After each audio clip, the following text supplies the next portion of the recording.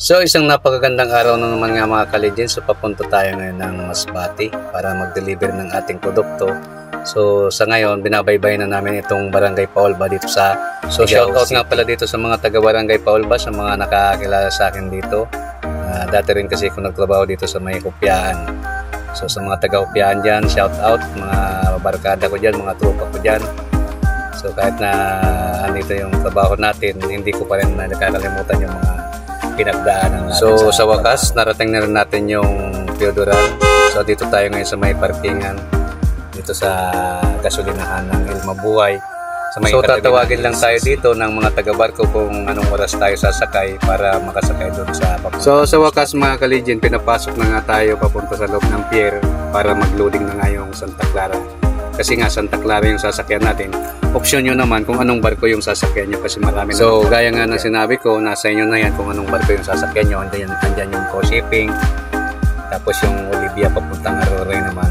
So andito na tayo sa loob ng pier. Papunta tayo dun sa parking area bago mag-loading kasi iniipon yung truck dito sa loob para piliin nila kung ano yung maunang sasakay nila kasi sinusunod nila dito yung timbang. Dapat kasi masunod yung bigat kasi para may may balance. So wakas, dumating na tayo dito sa pagdidiskargahan natin. Dito lang yan sa may Boulevard sa Masbate.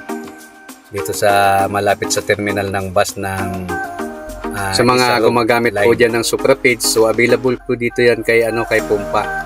Dito lang po yan sa may Boulevard sa Masbate. Pagkatapos nga natin mag-unload ay diretso na tayo, papunta naman tayo ng pier para sumakay naman tayo papunta nga ng Albay na naman pabalik. Ang pagsakay dito mga ka-legit ay kailangan na tumawag ka muna, magpabook ka muna sa kanila kasi para ma-reserve. Kasi kung wala ka nga sa booking nila ay mahirapan ka ditong sumakay. Mag-aantay ka na naman ng schedule kinabukasan kasi nga yung schedule ng barko dito ay sa isang araw, isang biyahe lang kung papuntang. Kaya kailangan makasakay ka sa biyahe na papuntang Albay para hindi ka na maghintay.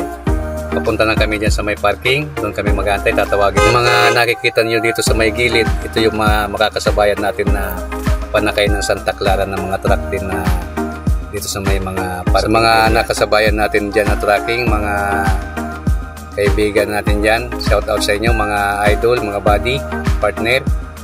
So yan. At sa wakas nga mga idol ay nakasakay na kami, nandito na kami sa kalagitnaan ng dagat. Patawid na kami na papuntang Piodoran Port.